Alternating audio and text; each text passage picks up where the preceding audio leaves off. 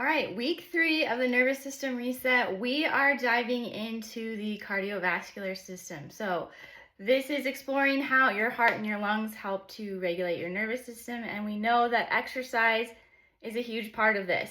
So, your heart is a muscle, right? So, the more you train it, the stronger it gets, the more efficient it is. You know, we all have limited heartbeats in our life, figuratively and literally. So, we want to make sure your heart is as efficient as possible. So this week you're going to be seeing some specific cardio type workouts with some intervals, heart rate zones, kind of some guidelines of like what your breathing should be like, feel like, and those are optional. I always still like to prioritize strength training if you only have time for, 2 or 3 workouts a week. This week you can swap out a couple cardio ones if you want, just because we're focusing on that. But as far as actually, training the heart and lungs and all of that, you also want to be making sure that you're getting movement in throughout the day. So that's why I like short walks in between, meetings, or taking a phone call while you're on a walk, or just getting up and going outside and maybe doing a couple of chores, something like that. That's going to be more beneficial to you long term than having, 2 cardio workouts a week. It's great to have those set aside, but we do need movement throughout our day and just as a part of our lifestyle. So make sure you're adding that in as well. If you want to try some weighted vest walking, this is a great way to kind of increase the heart rate on those walks, and also the weight can be very grounding as well as being outside, right, in that repetitive motion. And it can be good for your bone density, although it is not a substitute for actual focused strength training.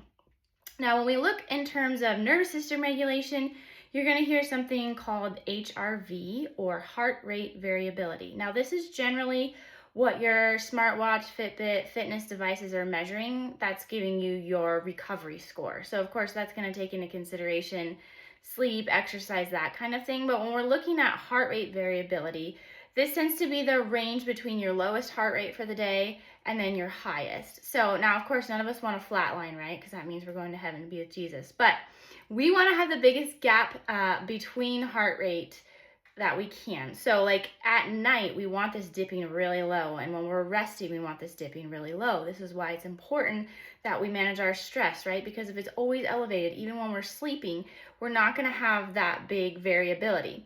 Now, this is also important for high intensity type workouts, sprint type workouts. I'm not talking about running, but where we're actually spiking the heart rate.